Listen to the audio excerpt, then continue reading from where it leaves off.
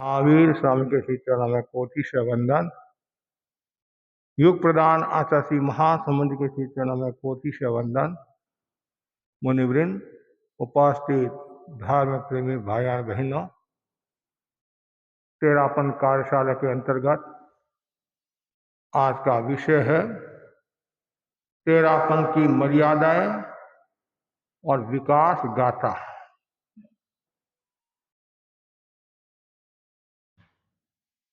भगवान महावीर की वाणी है,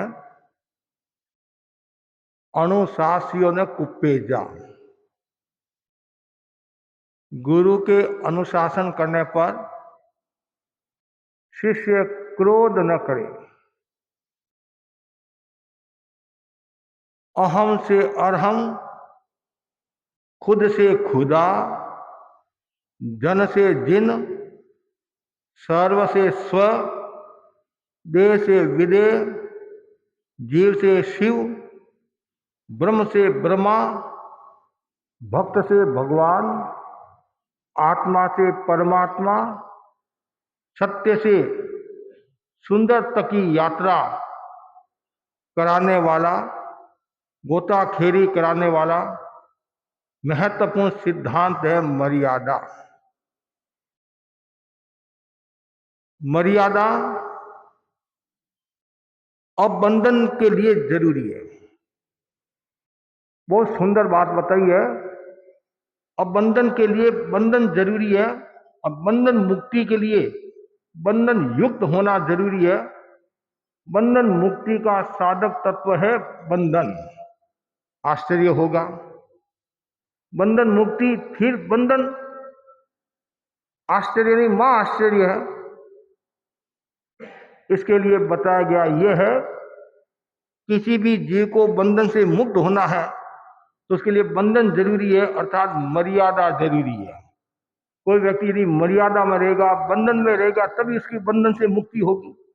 जो अनुशासन में रहेगा, गुरु की आज्ञा में रहेगा, वही व्यक्ति बंधन से मुक्त हो सकता है। इसलिए बंधन मुक्ति के लिए बंधन होना जरूरी है। तो मर्यादा का होना जरूरी है। मर्यादाएं दो प्रकार की होती है, शास्त्रीय मर्यादा और सामयिक मर्यादा। बहुत सुंदर आचार्य महाप्रज्ञ जी ने लिखा है, महाव्रत के लिए मर्यादा क्या? महाव्रत के लिए भी मर्यादा जरूरी है। मर्यादा को तीन भागों में हम बता सकते हैं। महाव्रत की मर्यादा, छेद सूत्रों की मर्यादा और आचार्य भिक्षु की मर्यादा।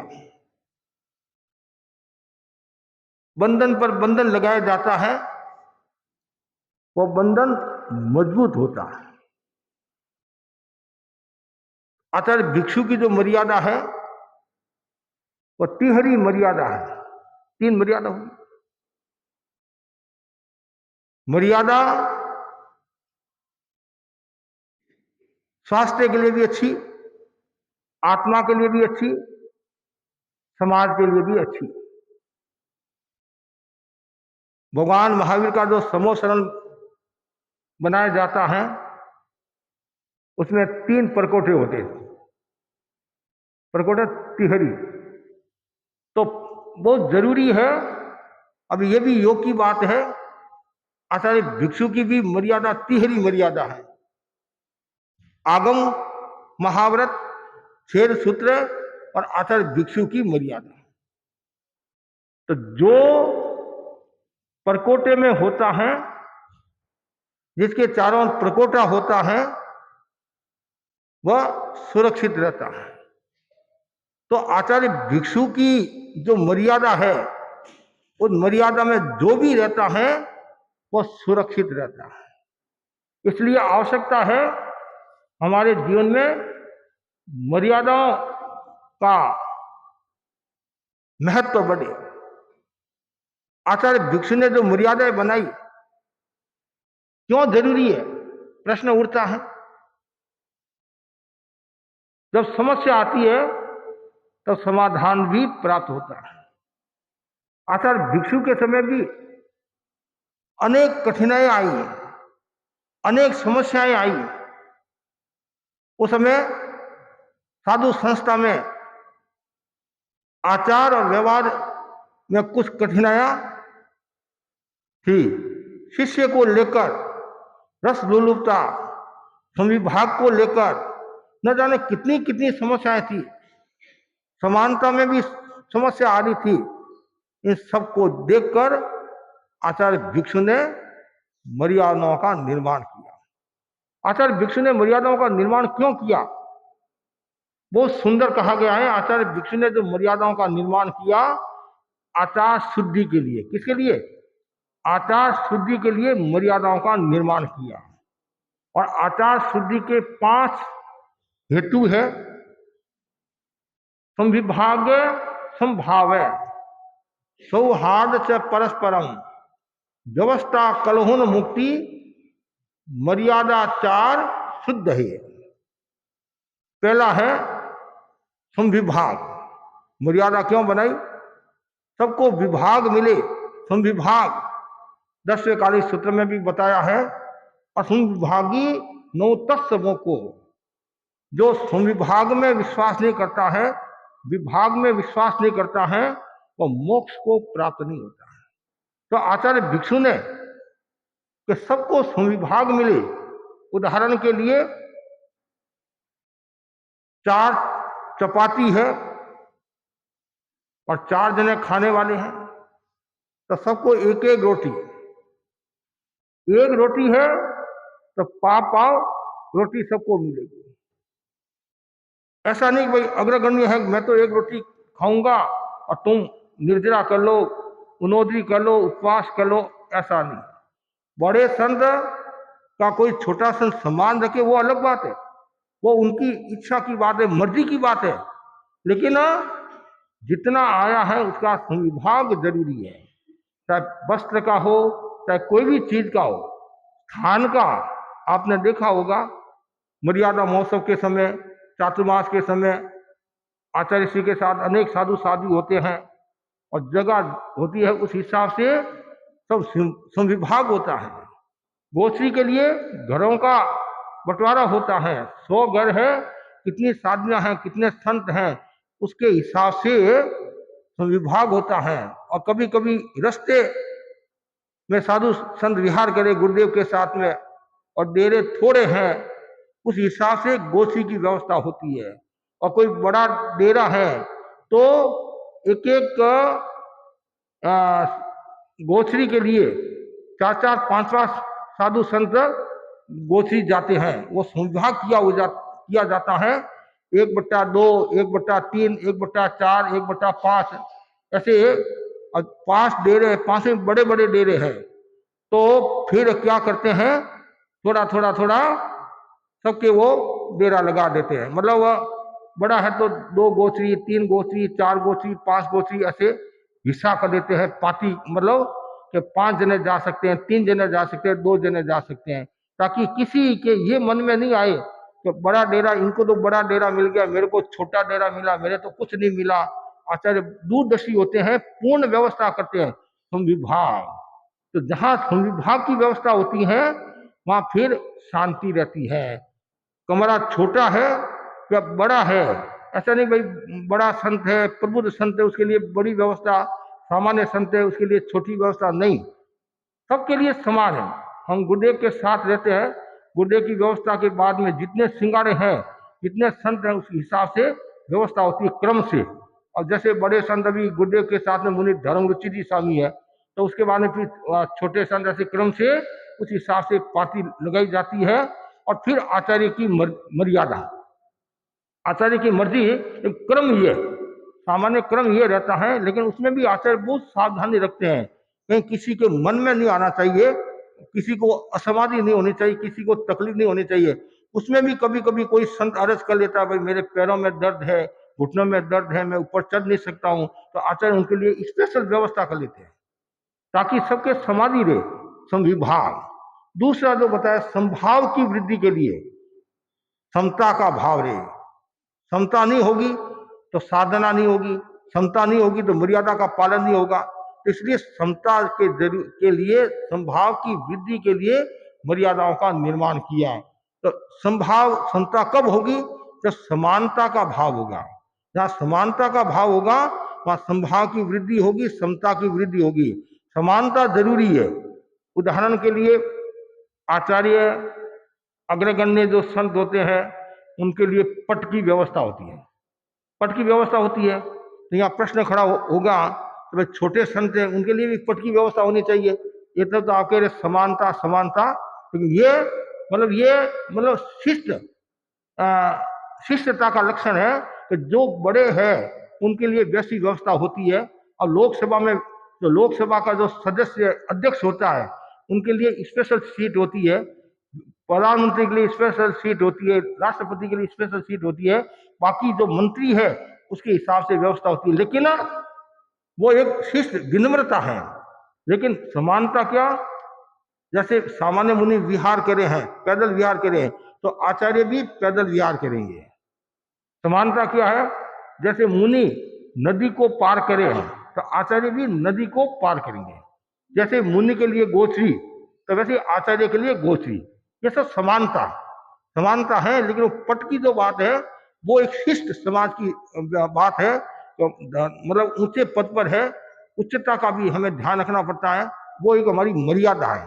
तो समानता, तो सब में समानता है, चाहे छोटा हो बड़ा हो, सबको समान दृष्टि से देखेंगे तो संघ का विकास होगा, संघ आगे बढ़ेगा। तीसरा, परस्पर सौहार्द। परस्पर सौहार्द के लिए मर्यादाओं का निर्माण किया। यदि परस्पर सौहार्द नहीं है, प्रेम नहीं है, आत्मीयता नहीं है तो संघ चलेगा नहीं, घर भी नहीं चलेगा, परिवार भी नहीं चलेगा। परिवार में भी यदि परस्पर सौहार्द का भाव नहीं है, एक दूसरे के विचारों का मान सम्मान नहीं मिलता है, एक दूसरे के विचारों को मान सम्मान नहीं दिया जाता है, तो वहां फिर घर में दूसरा वातावरण निर्मित हो जाता है। घर से फिर व्यक्ति अलग हो जाता है, बंटवारा हो जाता है, या और कोई नौबत भी आ सकती है। इसलिए परस्पर सौहार्द जरूरी है।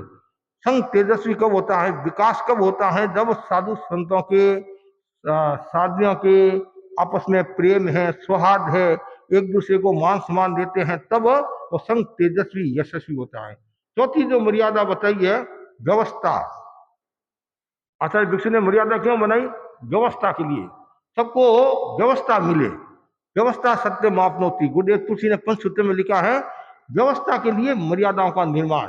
व्यवस्था भी जरूरी है। मतलब अब राजस्थान की कहावत है, मैं ही रानी तू ही रानी, कौन भरे पंडे रे पानी। तो व्यवस्था यदि नहीं होगी तो फिर काम कौन करेगा? काम कौन करेगा? व्यवस्था जरूरी है। जैसे घर में यदि 3 बहुआ हैं और बड़ा परिवार, तो एक व्यवस्था होती है, कोई पहले पौर में तुम्हारे को काम करना है, दूसरे पौर में तुम्हारे को काम करना है, शाम को तुम्हारे को काम करना है, तो सब मिलजुल कर करो, कोई मना ही नहीं है। लेकिन एक व्यवस्था की दृष्टि से ये तुम्हारी जिम्मेदारी है, ये तुम्हारी जिम्मेदारी है। और संत है, बड़े संत है तो बड़े संत की भी जिम्मेदारी होती है, छोटे संत है छोटे संत की भी जिम्मेदारी होती है। कोई गोची जाता है, कोई पानी लाता है, कोई कपड़ा धोता है, कोई छोटे छोटे काम करता है, सब व्यवस्था। इससे क्या होता है? समाधि रहती है। और व्यवस्था नहीं होती है तो कौन काम करेगा? वो सोचता मैं तो पढ़ा लिखा विद्वान साधु हूँ, मैं ये काम थोड़ी करूंगा। वो बोलता मैं तपस्वी हूँ, मैं जगह साफ थोड़ी करूंगा। तो कौन करेगा? नानी आएगी साफ करने के लिए, क्या मम्मी आएगी साफ करने के लिए? जगह तो हमारे को ही साफ करना है, सारी काम काम तो हमारे को ही करना है। तो व्यवस्था जरूरी है। व्यवस्था होगी तो कोई समस्या नहीं है। और घर में यदि व्यवस्था नहीं होती है तो बहुत बड़ी समस्या आती है, बहुत बड़ी समस्या आती है। कभी कभी तो ऐसा सुनने में आता है, महाराज क्या करे, समय पर भोजन नहीं मिलता है, समय पर भोजन नहीं मिलता है। तो घरवाली तो किट्टी पार्टी में गई है, क्लब में गई है। अरे किट्टी पार्टी के पहले घर की व्यवस्था तो देखो। ऐसे ही संत समाज में पहले समाज की व्यवस्था, मतलब साधु समाज की व्यवस्था। तो मैं तो स्कूल में कार्यक्रम करने के लिए जा रहा हूँ, मैं वहां भाषण देने के लिए जा रहा हूँ, अच्छी बात है, पहले संतों की व्यवस्था तो कर। अब भोजन का समय 12 बजे का है और आकर मैं तो 2 बजे आकर गोष्ठी करूंगा, 3 बजे आकर गोष्ठी करूंगा, तो अव्यवस्था हो जाएगी। तो व्यवस्था जरूरी है। तो व्यवस्था होगी तो संतों के आपस में प्रेम रहेगा, सौहार्द रहेगा और कोई असमाधि नहीं होगी। इसलिए आचार्य भिक्षु ने व्यवस्था के लिए मर्यादाओं का निर्माण किया। 5 है कलह मुक्ति के लिए, कोई प्रकार का कलह न हो उसके लिए मर्यादाओं का निर्माण किया। कभी कभी ऐसा भी हो सकता है, बड़ा संत है उसको ज्यादा सामान मिल गया, छोटे संत को कम सम्मान मिला, या उसको ये नहीं मिला, उसको ये नहीं मिला, ये बड़ा संत है तो उसको बड़ा अच्छा कपड़ा मिल गया, छोटे संत को कम अच्छा कपड़ा मिला, तो उस छोटी छोटी बात को लेकर भी हो सकता है। आचार्य भिक्षु बहुत दूरदर्शी थे, तो कलह की मुक्ति के लिए उन्होंने मर्यादाओं का निर्माण किया। ये मुख्य 5, पहला संविभाव, दूसरा संभाव, तीसरा परस्पर सौहार्द, चौथा व्यवस्था, और 5वां कलह मुक्ति के लिए मर्यादाओं का निर्माण, मतलब आचार शुद्धि के लिए मर्यादाओं का निर्माण किया। जहाँ आचार शुद्धि होगी वहाँ विचार भी पवित्र होगा, व्यवहार भी अच्छा होगा, संस्कार भी अच्छे होंगे और व्यक्ति आगे बढ़ता जाएगा। इसलिए मर्यादाओं का होना बहुत जरूरी है। इसलिए जो आज का हमारा जो विषय है वो विषय यही है, तेरापन की मर्यादा और विकास गाथा। मतलब तेरापन की मर्यादा है कि रोजाना हम 14 के दिन आपको सुनाते हैं, सभी साधु साधियां एक आचार्य की आज्ञा में रहे, ये बहुत जरूरी है। अब घर में भी यदि आप एक नेतृत्व को स्वीकार करोगे, मुखिया के अंदर में रहोगे, तो आपके कभी समस्या नहीं आएगी, कभी समस्या नहीं आएगी। और यदि आप मुखिया के अंदर में नहीं रहोगे, एक ही बात नहीं मानोगे, तो फिर घर परिवार नहीं चलेगा, समाज नहीं चलेगा। आज जो तेरापन धर्म संघ का इतना नाम है, इतनी यशोगाथा है, इतना विकास है, इसके मूल में क्या है? एक आचार्य की परंपरा है। जब शासन गौरव मुनि राकेश कुमार जी स्वामी मूर्ति पूजक समाज के आचार्य श्रीमद रामचंद्र सूरी से मिले, रामचंद्र सूरी से मिले समश्री एकता के लिए और भी बातें के लिए, तो लास्ट में उन्होंने क्या कहा? राकेश, तुम्हारे तो एक आचार्य है और मेरे 17 आचार्य हैं। तुम्हारे आचार्य ने कहा वो मान्य है, लेकिन मैं 17 को पूछूंगा कौन हाँ कौन ना, कितनी समस्या आती है। तो पहली मतलब आचार्य भिक्षु कितने दूरदर्शी थे कि सभी साधु साधियां एक आचार्य की आज्ञा में रहे। तो इसमें लाभ ही लाभ है, नुकसान नहीं होता है। जैसे वो अभय सागर जी की घटना आती नहीं, गुरुदेव तुलसी को गुजरात में महसाणा में मिले, 83 में महसाणा में मिले, तो वो आए, बातचीत हुई और उनका पहला ही प्रश्न यह था, आपको नींद आती है क्या? और नींद तो सबको ही आती है।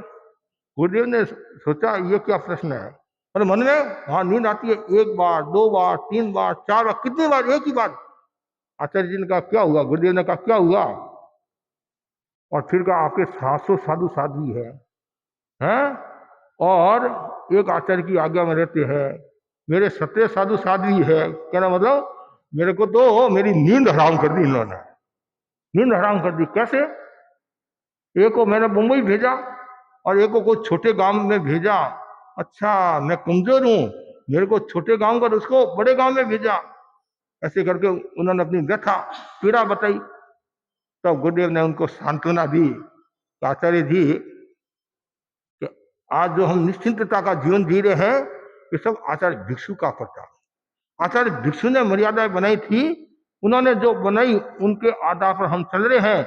कल यदि मेरे को मर्यादा बना दी होती तो आपके जो हाल है ऐसा हो सकता है। ये वर्तमान की परिस्थिति, लेकिन ये आचार्य भिक्षु ने सारा ऐसा ये सब कार्य कर दिया, ऐसी मर्यादा बना दी, इसलिए कोई समस्या नहीं आती है। देखते रह, मतलब मर्यादा में रहना जरूरी है। अब सूरज मर्यादा में रहता है, समुद्र मर्यादा में रहता है, नदी मर्यादा में रहती है, तारा चंद्रमा सब मर्यादा में रहते हैं, तो उसका मूल्य बढ़ जाता है। अरे पशु भी मर्यादा में रहता है, तो एक हमारा मनुष्य ऐसा है जो मर्यादा को तोड़ता रहता है। वही तो नियम बनाता है। मजे की बात तो वही है, वही तो नियम बनाता है और वही नियम तोड़ता है कि विवाह शादी में 25 द्रव्यों से ज्यादा काम में नहीं लेना, इतने आइटम से ज्यादा काम में नहीं लेना, खुद के हस्ताक्षर है। अगर उसके घर में शादी का प्रसंग आया तो नियमों की धज्जियां उड़ा दी। अब बोलो आप, तो समाज में कैसे विश्वास बढ़ेगा? तो बड़े लोग ही यदि मर्यादा का उल्लंघन करते हैं, बड़े लोग यदि मर्यादा को तोड़ते हैं और बड़े लोग यदि मर्यादा सम्मान नहीं करते हैं, तो संघ समाज कैसे चलेगा? इसलिए जरूरी है मर्यादा में रहना। जो जितना ज्यादा व्यक्ति मर्यादा में रहेगा उतना ही आगे रहेगा। एक नेतृत्व को स्वीकार करना, एक नेतृत्व को स्वीकार करने का मतलब है हमेशा प्रसन्न रहना, हमेशा आनंद में रहना, कोई प्रकार का टेंशन नहीं, नो टेंशन और योर टेंशन। मतलब दूसरा है सर्व साधु साध्य एक आचार्य की आज्ञा में, और विहार चातुर्मासी आचार्य की आज्ञा से करे। कितना सुंदर है। साधु साध्वी अपना निवेदन करा सकते हैं। कोई बीमार है, अस्वस्थ है, तो गुरु के पास निवेदन करा सकते हैं, मेरे ये बीमारी है और उचित यदि क्षेत्र मिल जाए तो मेरी वहाँ चिकित्सा हो जाएगी। तो गुरुदेव इतने दयालु है, गुरुदेव खुद पूछा लेते हैं इस बीमारी के लिए कौन सा क्षेत्र, कहाँ तुम्हारी चिकित्सा हो सकती है, कहाँ अच्छा डॉक्टर मिल सकता है। तो आचार्य खुद पूछ भी लेते हैं इनसे, और बड़े दयालु क्या हो, मतलब और व्यवस्था क्या कर सकते हैं। आचार्य कितने दयालु होते हैं, कितने कृपालु होते हैं, और उनकी कितनी निर्जरा होती है, संग चलाते हैं कि किसी भी साधु साध्वी के असमाधि न हो। तो लेकिन डोर गुरु के हाथ में है। डोर क्या है? गुरु के हाथ में है। गुरु जहां भेजेंगे हम जाएंगे। आचार्य तुलसी आचार्य बने, कुछ वर्षों के बाद में मंत्री मुनि मंगलदान समय वृद्ध हो गए, अब उनकी यात्रा नहीं होती, यात्रा मतलब वृद्ध होने के कारण लंबे चल नहीं पाते। तो गुरुदेव ने उनको थड़ी में रखा। गुरुदेव ने कहा तुम्हारा आपका चातुर्मास कहाँ घोषित करे, आप फरमा दो, आपको जहां रहना है। गुरुदेव ने ये कहा आपको जहां रहना आप फरमा दो। मंत्री मुनि ने कहा नहीं, ऐसा हो ही नहीं सकता है, हो ही नहीं सकता है। आखिर गुरुदेव ने उनका चातुर्मास फरमाया। कारण क्यों? आचार्य, आचार्य आज यदि मंत्री मुनि को ऐसी सुविधा देते हैं कि जहां आपकी इच्छा हो वहां चातुर्मास कर लो, कल और कोई कह सकता है, परसों और कोई कह सकता है, तो मंत्री मुनि कितने दूरदर्शी थे। नहीं, संघ की जो व्यवस्था है। और आश्चर्य की बात है, जब उनकी मातुश्री धन्ना जी तो वृद्ध हो गए, थानापति बैठाया गया, तो कालगुणी राज ने कहा एक उनकी सेवा में साध्वी नियुक्त कर ले। तत्काल मंत्री मुनि ने मना कर लिया, नहीं, भविष्य में समस्या हो जाएगी। जैसे सब सत्यों की व्यवस्था है वैसे मेरी माँ की व्यवस्था होगी। ये उनकी महानता, महानता। तो इसलिए सभी साधु साधु आचार्य की आज्ञा और विहार चातुर्मास भी आचार्य की आज्ञा से करे। और यदि ये होगा तो कभी समस्या नहीं आएगी। इसलिए दूसरी संप्रदाय वाले क्या कहते हैं कि जो शिक्षा लेनी है तो आप तेरापन धन संघ से लो।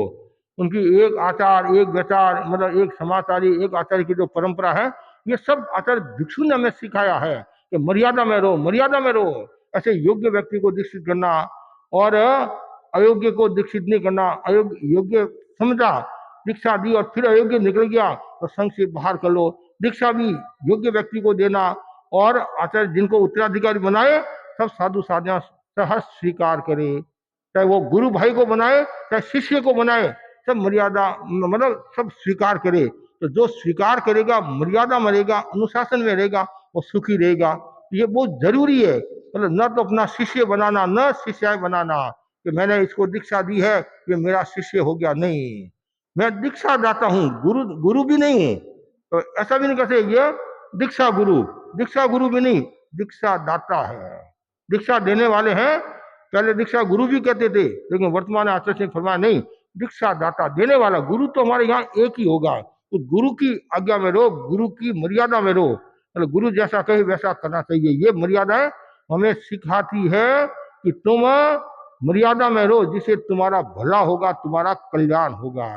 तो मर्यादा का बहुत बड़ा महत्व है। उदाहरण के लिए एक मर्यादा है, जैसे चातुर्मास पूरा होता है तो सभी साधु साध्वियां जिस दिशा में आचार्य विराजमान है उस दिशा में विहार करे, विहार करे। आचार्य का आदेश आ गया तुम्हारे को पश्चिम में जाना है, उत्तर में जाना, दक्षिण में जाना, वो अलग बात, या अपने चौकले में रहना, वो अलग बात। और यदि आज्ञा नहीं मिली तो जैसे चातुर्मास पूरा होता है उस दिशा में विहार कर लो। और विहार कर लिया और गुरु के दर्शन करने के लिए जा रहे हैं, एक रात से ज्यादा नहीं रहना, एक दो रात से ज्यादा नहीं रहना। अब कोई कारण है, बीमारी है, अस्वस्थता है तो रुकना पड़ा तो लिखकर गुरु को मालूम करना। अब एक ये नियम है, 400-500 किलोमीटर के बाद में 5-7 दिन आप किसी क्षेत्र में रुकना हो तो रुक सकते हो। व्यवस्था की दृष्टि मतलब स्वास्थ्य की दृष्टि से कोई लंबा विहार नहीं कर सकता, थोड़ा विश्राम। तो सामान्य नियम यह है, एक रात 2 रात से ज्यादा नहीं रुकना। एक ये नियम है।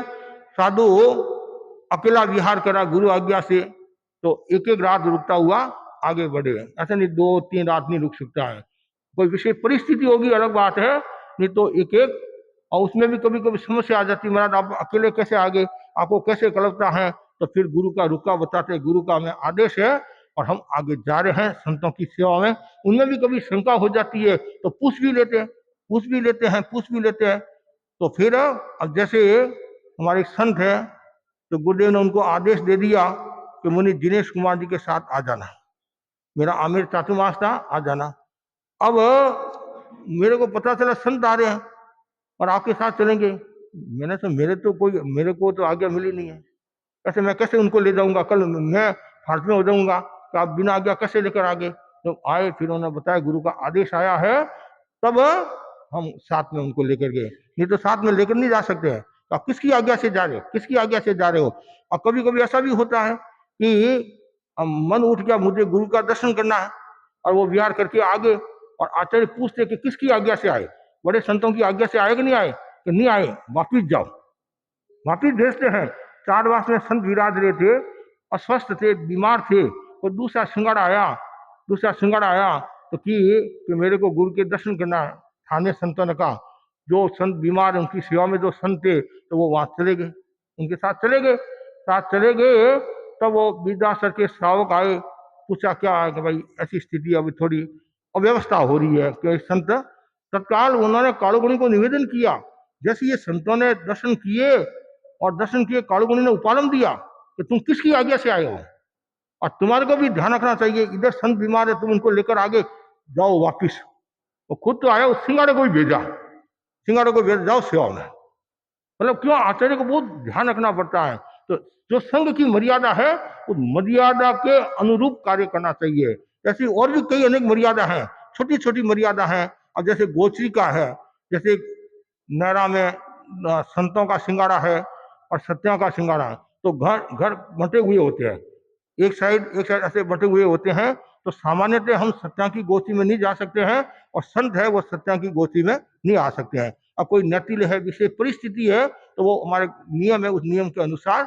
अब जैसे गंगा शहर है, डूंगरगढ़ है, वहाँ संत विराज रहे हैं गंगा शहर में, तो एक व्यवस्था है, अमुक एरिया में संत बाकी साधना संभालेगी, इसे अव्यवस्था नहीं होती है। क्यों, आज मैं उनके यहाँ गोची जाकर आ गया और कल सत्या आ गई, तो नित्य हो जाएगा, ध्यान दे तो मतलब घर पस लिया तो दोष लगेगा, प्रायश्चित आता है। इसलिए सब छोटी छोटी मर्यादा है। जैसे कपड़ा की मर्यादा है, कपड़ा इतने हाथ से कपड़ा नहीं रखना, और इतना पात्र से ज्यादा नहीं रखना, 3 पात्र से ज्यादा नहीं रखना, अवस्था प्राप्त होने पर एक एक्स्ट्रा पात्र रखना। कपड़ा भी है तो नया पुराना सब मिलाकर साधना 100 हाथ कपड़ा रख सकती है, संत है 79-80 हाथ कपड़ा रख सकते हैं, तो नया पुराना सब मिलाकर। और नया है 59, अब तो कुल मिलाकर 80 हाथ ऐसे सब हो गया। ये सब मर्यादा है, इस मर्यादा का ध्यान रखना होता है। ये छोटी छोटी मर्यादा है, इन मर्यादाओं का जो ध्यान रखता है वही विकास करता है, वही आगे बढ़ता है। और जो मर्यादा का उल्लंघन करता है, गुरु आज्ञा का उल्लंघन करता है, तो वो कभी सुखी नहीं रह सकता है। तो इसलिए बार बार भावना भाव, मैं मर्यादा में रहूं। और देखो, छोटी बात है, उदाहरण के लिए पानी आया और पानी थोड़ा है, तो बड़े संतों ने कहा भाई आज ध्यान रखना, पानी माप कर पीना है, माप कर पीना, पानी थोड़ा आया। एक साधु ने लापरवाही बरत दी, अनुशासनहीनता का परिचय दे दिया, उच्छृंखलता उदंडता दिखा दी कि पानी का क्या मापना, प्यास लगी पानी पी लिया बस, 1 टोपसी 2 टोपसी। संतों ने समझाया, नहीं समझाया तो बड़े संतों ने आहार संबंध विच्छेद कर दिया, मतलब संघ से बाहर कर दिया। और जब गुरुदेव के दर्शन किए, मुनि स्वरूपचंद स्वामी ने, भारत संघ का शासन था, पास में ऋषि राय खड़े थे, रायचंद स्वामी, और रायचंद स्वामी ने स्वरूपचंद स्वामी को कहा, स्वरूपचंद तुमने अच्छा काम नहीं किया, पाने के लिए एक साधु को संघ से अलग कर दिया। तत्काल भारमणि स्वामी ने टोकते हुए कहा, स्वरूप बहुत अच्छा काम किया तुमने, आज एक पाने की बात नहीं है, ये व्यवस्था की बात है, अनुशासन की बात है, मर्यादा की बात है। आज ये छोटी गलती करता, कल बड़ी गलती कर सकता है, तुमने अच्छा काम किया। अच्छा, भिक्षु के समय साधी फत्तू जी का नाम सुना होगा, जो गीत में आता नहीं, 13 पत्रों भाग्य विधाता, उसमें फत्तू आदि 4 सत्या है। तो ये चंडावल की घटना है। तो कपड़ा, आचार्य भिक्षु को शंका हुई, नया वस्त्र कि इनके पास में मर्यादा से अतिरिक्त है। आचार्य भिक्षु ने पूछा तो उन्होंने मना कर दिया, लेकिन आचार्य भिक्षु के मन में शंका थी, नहीं, ये जो बात करी है उस बात से लग रहा है कहीं न कहीं गड़बड़ है। तो तत्काल मुनि अक्षराम जी स्वामी को भेजा, कपड़ा माफ कर आए, मर्यादा से ज्यादा निकला, और भी कुछ गलतियां थी। तत्काल 4 साधियों को एक साथ में संघ से अलग कर दिया, जितनी 4-5 जो साधियां थी, फत्तू आदि वीरा सब एक साथ। क्यों? मर्यादा का उल्लंघन किया। तुम्हारे को कपड़े की आवश्यकता है तो तुम निवेदन कर सकते हो, और ऐसे मतलब गड़बड़ी क्यों करते हो, मर्यादा का उल्लंघन क्यों करते हो? तो ये एक बात तो छोटी सी है, आपके लिए छोटी हो सकती है, लेकिन हमारे लिए बहुत बड़ी है कि उन्होंने मर्यादा का अतिक्रमण किया। दूसरी बात, गुरु के कहने पर भी उन्होंने सत्य वचन नहीं बोला, सत्य वचन नहीं बोला तो और समस्या होगी। इसलिए हमेशा मर्यादा में। आचार्य भिक्षु ने ये नहीं सोचा कि चार सत्या कम हो जाएगी, संत कम हो जाएंगे, नहीं, मर्यादा मर्यादा है। चाहे संत थोड़े हो, सत्या थोड़े, उसकी चिंता नहीं है, संघ की जो मर्यादा है तो मर्यादा में सबको रहना चाहिए। ऐसे ही मुनि बेणी राम जी स्वामी, मुनि रायचंद जी स्वामी, मुनि हेमराज जी स्वामी, मुनि खेसी स्वामी, इन लोगों ने कितना अनुशासन को सहन किया। मर्यादा में रहे तो उनका सम्मान हो गया। आज सब के मुंह पर हेमराज जी स्वामी का नाम आता है, केसी स्वामी का नाम आता है, बेनी राम जी स्वामी का नाम आता है, भारमली स्वामी का नाम आता है। क्यों? उन्होंने अनुशासन को सहन किया, मर्यादा का मनोयोग के साथ में पालन किया कि हमारे जोग से गुरु को कहीं तकलीफ न हो, पीड़ा न हो, कष्ट न हो। इसलिए मर्यादा जरूरी है, अनुशासन जरूरी है। और अनुशासन मर्यादा, हर कोई व्यक्ति अनुशासन को सहन नहीं कर सकता है, और हर कोई व्यक्ति मर्यादा में रह नहीं सकता है। बहुत कठिन काम है, तो पग पग पर जागरूक रहना पड़ता है, और जो जितना ज्यादा जागरूक रहेगा उतना ही विकास करेगा। अब जैसे पलेवना है, हमारी मर्यादा है, और सुबह और शाम दोनों टाइम पलेवना करना।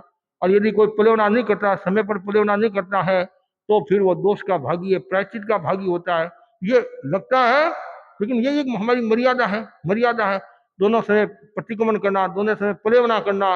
और ये भी मर्यादा, कोई भी साधु गोष्ठी के लिए जाता है तो बड़े संतों की आज्ञा लेना, बड़े संतों की, नया कपड़ा पहनता है तो बड़े संतों की आज्ञा लेना, और फिर पहले गुरु को वंदना करना, फिर नया कपड़ा पहनने के बाद में फिर बड़े संतों को वंदना करना। ये हमारी सब परंपरा है, मर्यादा, ये छोटी छोटी, ये सब इसे विनय का पुष्ट होता है, और अनुशासन पुष्ट होता है, और व्यक्ति का मान सम्मान बढ़ता है। तो इसलिए मर्यादाओं का होना जरूरी है। छोटी छोटी मर्यादा में जो सजग रहता है वो बहुत ऊंचाई को प्राप्त हो जाता है, शिखर तक चला जाता है। कभी कभी क्या होता है, बड़ी बड़ी मर्यादा तो आपके ध्यान में आती है, और छोटी मर्यादा ध्यान में नहीं आती है। छोटी मर्यादा, लेकिन छोटी मर्यादा, बड़ी मर्यादा, मर्यादा मर्यादा है। तो कभी कभी का छोटा सा छेद भी कभी बड़ा हो जाता है। जैसे नाव है, नाव में छोटा छेद हो गया, खास बात नहीं है, पार हो जाएगा। और छोटा छेद बड़ा हो गया तो नाव डूब जाएगी, और बैठे वो भी डूब जाएंगे। इसलिए पानी आए उससे पहले ही पार बांध दो। कहीं छेद हुआ है उसके वो कारी लगा दो, कुछ जो भी करना है वो कर दो। जैसे किसी साधु ने गलती की, यानी अभी बच्चा है, बड़ा है, इसको क्या कहिए, तो बहुत बड़े विद्वान है, इसको क्या कहे, नहीं, गलती है तो गलती। जैसे आचार्य महासमंद जी जब मुनि अवस्था में थे, मुनि अवस्था में तो एक साधु ने कोई गलती की, एक साधु ने कोई गलती की, तत्काल बड़े संते, पढ़े लिखे संते, तत्काल उन्होंने कहा, महाराज ऐसे कल्पता है, क्या कहा, ऐसे कल्पता है, तत्काल मेरी गलती हुई। और उस समय यदि हम नहीं कहेंगे तो कौन कहेगा? तो बड़ा छोटा की बात नहीं है, हमें कहना है विनम्रता के साथ, महाराज ये मर्यादा ऐसी है, ऐसी नहीं है। यदि बड़े गलती करे और छोटा कुछ नहीं बोले तो फिर छोटों पर भी वही असर आएगा, वही असर आएगा, आगे नहीं बढ़ेगा। इसलिए ये मर्यादा का ध्यान रखना, चाहे ये किवाड़ खोलने की मर्यादा हो, पुरानी किवाड़ खोलने की मर्यादा हो, और भी अनेक ऐसी छोटी छोटी अनेक मर्यादा। पहले एक मर्यादा थी कि साधु रात को ये कैंची आदि पास में रख सकता था। पुराने समय में भिक्षु भारी माल के समय तो फिर ऋषि राय ने बंद कर दिया। और ऐसे जैसे अनाज का दाना होता है ना, अनाज का दाना रास्ते में पड़ा तो साधु उसको साइड में रख देते थे, फिर ये बंद कर दिया। अच्छा, भिक्षु के समय हाथ से घी लेने की परंपरा थी, ऋषि राय ने वो बंद कर दी। ये कुछ मर्यादाएं शाश्वत होती है और कुछ मर्यादा अशाश्वत होती है, संघीय मर्यादा होती है। तो द्रव्य क्षेत्र काल भाव देकर मर्यादाओं का में परिवर्तन भी होता है। आचार्य भिक्षु ने कहा नहीं, जो मैं मर्यादाएं जो बना रहा हूँ, मैं जो बना रहा हूँ, आचार्य उसी समझे तो नई मर्यादा भी निर्माण कर सकता है, संशोधन भी कर सकता है, यही रख सकता है। ये यदि एक शब्द आचार्य भिक्षु ने नहीं लिखा होता तो संघ इतना विकास नहीं कर सकता, विकास की गाथा नहीं लिखी जा सकती। तो आचार्य भिक्षु दूरदर्शी थे, और आचार्य भिक्षु ने जो मर्यादाएं बनाई, कितनी सुंदर मर्यादा बनाई। और उन मर्यादाओं को यदि केवल तेरापन धर्म संगी नहीं, जैन समाज नहीं, पूरा समाज यदि स्वीकार कर ले, देश स्वीकार कर ले, अनेक वैश्विक समस्याओं का समाधान हो जाएगा। इतनी सुंदर मर्यादा है। तो मर्यादा का जो पालन करता है वो हमेशा सुखी रहता है।